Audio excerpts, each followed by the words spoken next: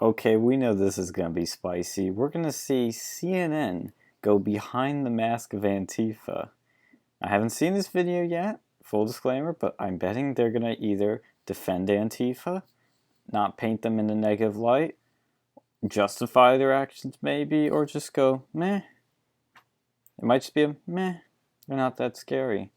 We shall see, but before we go any further, I just want to say if you want to see more great content like this and stay up to date on all Versus new videos without being censored by the YouTube algorithm, I can't even say the word, it's so annoying, their censorship.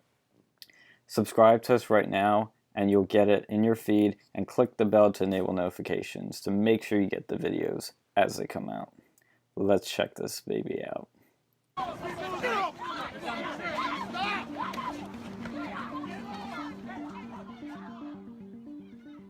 Dressed in black and ready to fight, this is what the world sees of the Antifa.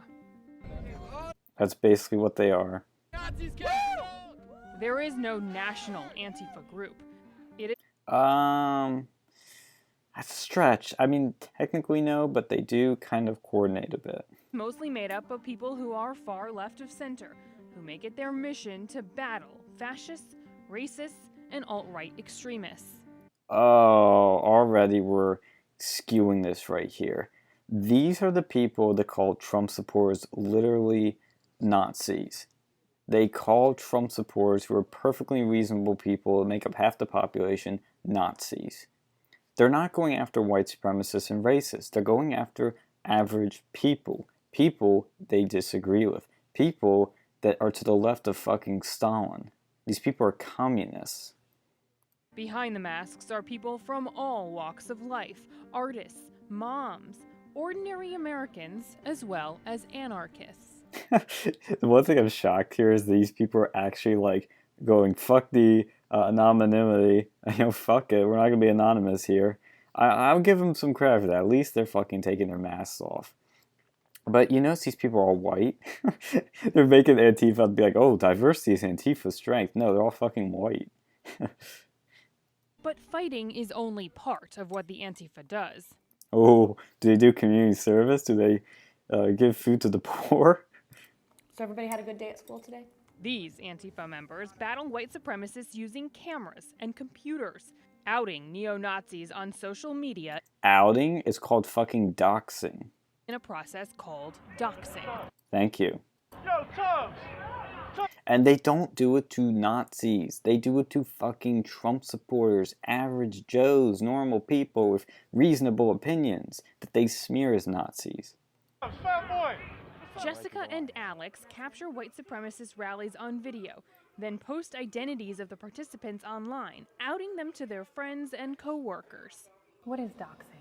It's ascertaining. I love how CNN has to ask what doxing is when you fucks threatened to dox the guy that made the Trump wrestling meme where it was punching the CNN logo. You fucks know what doxing is. Don't try to act all innocent. An individual's identity and personal information, and then engineering social consequences for that person for being out in the streets as a white supremacist and making threats against minority communities. You do not get to be a Nazi on the weekend. If you're a Nazi on Saturday and you're marching with a torch, you're a Nazi all week long. So you already know who he is. What's the point of taking this video? His friends. His friends. Who have you doxed? The most obviously high-profile one was Mr. Corey Klicko. Corey Klicko was a member of the neo-Nazi political party called the National Socialist Movement. That is, until Jessica outed him in this story she posted online. What happened immediately afterwards was he dismantled his chapter, he stopped organizing, he canceled his events.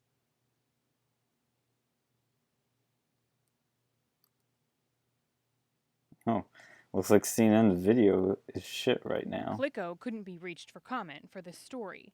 We meet a lot of Antifa who are kind of on the fringes of society. But you're Yeah, they're fucking destroying property. really not. No. You have a job, middle management, right? Yes. You have She's gonna be doxxed, you watch. family. Yes. How do And I'm not encouraging anybody to do that for the record. you go from being suburban mom to Nazi hunter. I have a skill. I think Nazi hunter. Oh my god, they're acting like these people are in the right here. They fucking destroy property. They burn Berkeley to the ground. They bash people over the head with bike locks, and they fucking dox people. Like, okay, this guy that they showed they just doxed. I mean, he's a scum. Like, don't get me wrong. Like, I hate the guy. I hate Nazis with a passion. But you're ruining this guy's life, taking away his job because of that. Like, is that really justified? I mean, I'm not here to give an opinion on that. I'm asking you, the viewers, comment below on that. Like, is that really justified? And is CNN, in the right here, just acting like, oh, this is okay? I can leverage it to do this kind of work for my community. And it's fun. It's fun to dox people. Fun. It's a lot of fun. This means Nazi go home. You got a problem with my... And here's the thing, these people are such a small percentage of the population. Like, you guys are wasting your time. Like, they are 0.00001% of the population. Nobody gives a shit about them. They're, Charlottesville was a small fucking rally, and they had flown people, like, from all over the fucking country there. Like, you're worrying about people that are basically non-existent. Basically, yes, they exist, but they're not relevant. They're completely irrelevant. I got a problem with you calling me a bitch. I wonder why you got a problem with my sign. I got a problem with you calling me a bitch, not your sign. Doxing by both the alt-right and the Antifa is becoming more prevalent than the violence. But it's the violence that gets most of the attention. Oh yeah, let's show Richard Spencer getting punched, but let's not show all the Antifa violence. Like Berkeley burned to the ground, Eric Clinton, the bike lock basher. Let's not show that. Back to smoke a cigarette. Alex has traveled by bus to a dozen protests across the country since Donald Trump's inauguration. Guess that's what you do when you don't have a job. He was at the deadly protest in Charlottesville last year and says he was not far behind Heather Heyer, the young woman who was hit by a car and killed. I run up there and it looks like a war zone. Yeah, because you fucks came up with bats and came up with sticks and came up there with all kinds of weapons, ready to have a fucking, brawl with the alt-right. You people showed up for a literal bloodbath, and that's what happened. This guy's an asshole for killing this person, but you people in Antifa are not in the right either. Both sides had fucking scum, violent criminals. People bleeding, screaming. They couldn't get ambulances through. It was a mess. You say they're coming to these events looking for a fight, that there are. They are. You come with bats and sticks and fucking bike locks to bash people over the head with. And they're ready. Yeah. So by giving it back to them, aren't you kind of playing into exactly what they're looking for? Yes! The only other option is allowing them to attack the community. They're not attacking the bloody community! They just stand there and say stupid shit. You people come up and create the fight. And fucking Antifa is attacking elderly, people, disabled people, veterans, children. There's stories of it. You can find it. Antifa attacks innocent people all the time. The alt-right is scum and they're evil, terrible people. But I don't know of any cases except the person that was killed with the car where the alt-right has gone out and just attacked innocent people. I'm not going to stand back and do that. If people aren't going to stand up to them, then they're going to grow. No, they're not. You give them way more attention than they would ever get. The mainstream media fucking loves Richard Spencer. They, when Antifa has thousands of people at the Unite the Right 2 rally, media blackout. When fucking Richard Spencer shows up, at somewhere, they all fly right to him. Or at the Unite the Right 2 rally when there were 20 white supremacists that nobody was giving a shit about, you all were camped out there. The same thing happened pre-World War II. What? And the next thing you know, 6 million dead Jews. Oh yeah, the gas chamber is going to be starting up next year. You watch. Is it worth it? Yeah. To prevent another Holocaust? Absolutely. Yeah, because there's going to be a Holocaust because the alt-right's going to take control. Ooh, I'm scared. Are we on our way there? Yeah. Is there a civil war coming if we don't stop it? Some people would see that as an extreme view. Yeah, just a bit. Yeah, and so did people pre-World War II. Not really. I mean, I don't know that history that well, but I know you don't either. I mean, Jesus fucking Christ. Nobody gives a shit about the alt-right except the mainstream media. You're the only ones giving so much attention. If you stopped talking about them so much, people wouldn't even fucking know they existed. And guess what? A lot of them were killed. 33-year-old Cameron is what you might call a reluctant Antifa member. He's a musician and an athletic trainer, and he represents what he says are a lot of Antifa protesters who aren't quite on board with all of the violence. I'd love to find some, because to be honest with you, I don't know where they are. If you took violence out of the mix, wouldn't you still have the same platform? No! That's what Antifa is, they're a fucking militant group. I think it was at the NHS, which is a government agency, declared them a terrorist organization. The government has said that Antifa is a terrorist organization. They are terrorists. Stop normalizing this, CNN. So, but why the need to fight? For me personally, I can't speak for everyone and raises a flag for anti-fascist action, but for me personally, violence is only to be used as an absolute last resort. Oh yeah, as you can see, that's what they're doing. I try to sway people around me. I try to convince them, hey, don't just walk up and clock somebody on the street. That's not exactly great for optics.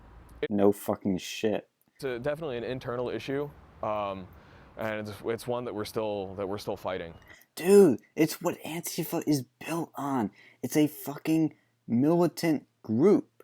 It's a calling it left wing is very generous. It's a communist militia. It's literally what it is. It's a communist militia. It's a terrorist organization. I mean, how many times do I have to say this? John Carrico believes violence is a tool that is necessary to Antifa. No. See? This is the problem when you smear Trump supporters as Nazis, when you say Trump is literally Hitler. You give these people justification to be violent to Trump supporters, which is wrong. All political violence is wrong. He's an anarchist who considers himself an activist, often starting his day at the food pantry. I was joking about this earlier. Oh my god. He's actually feeding the homeless. Oh my god. Oh shit, that's funny. Oh my god. He's just maybe just a naive Antifa. I mean, that's the best way I could put it. Fritos? You want some Fritos? There you go. He also says he is running for the U.S. Senate in Oh, good fucking luck, buddy. Tennessee. I am more, radical and than that. You know what I'm saying? So, but I'm not gonna run from that. I'm just gonna, because I'm just using a platform. Move things further to the left. Can't say he's not honest. Last summer, Carrico was arrested for fighting at a white supremacist gathering. He was charged with disorderly conduct, a misdemeanor. But the Lucky. he fought was so badly injured, he had to be evacuated by medical helicopter. Jesus fuck. Oh yeah, but Antifa's not a violent organization. It's just a small problem. How did you land at anarchy? I had been a big Obama supporter. He kind of let me down, so I was like, well, maybe, Yeah, because Obama wasn't far left enough. maybe the government isn't effective at doing these things. John See, the government isn't effective at doing these things, but I bet he's a communist and thinks the government should do basically everything. father is a staunch Trump supporter who is appalled by his son's Antifa activities. Good, you should be. I mean, you fucking raised your kid wrongly. How do you turn out as a fucking Antifa member, a member of a terrorist organization? I'm not sure what Antifa or Antifa, or how you pronounce it, really is. I'm not Jesus, look it up.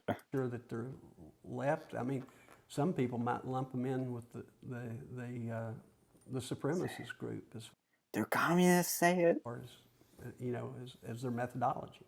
Would you? Their methodology, I sure would. I think his methodology is just totally wrong. Well, who are you going to convince? The people in the middle? Well, no. Not really. Right, and I don't think that what we're going for is public opinion. And to be honest, What are you going for then? How are you going to get members?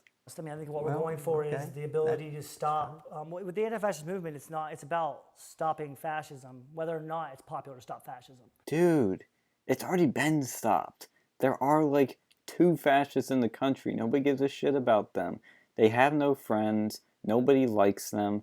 They're evil scum. Nobody gives a shit about them. It's not a problem. You're just making it one, an imaginary problem. 98% of the people, or 99% of the people in this country are totally anti-fascist. Ding, ding, ding.